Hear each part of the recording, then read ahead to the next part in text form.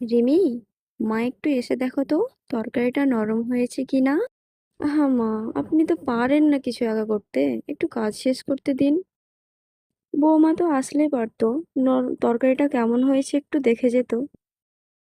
তুমি ভাগ্যবতী রিমি, বাড়িতে কেউ আছে, তাই সব সামলাতে পারো।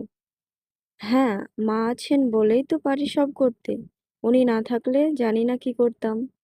মা, কি হয়েছে আপনার?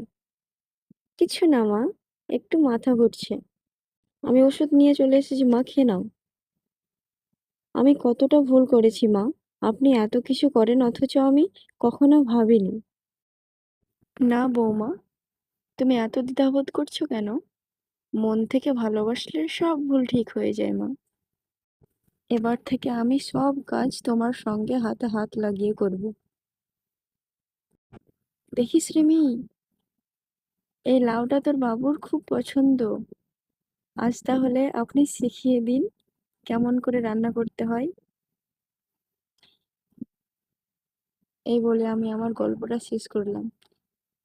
সো বন্ধুরা, কেমন লাগলো গল্পটা জানাবেন কমেন্ট বক্সে।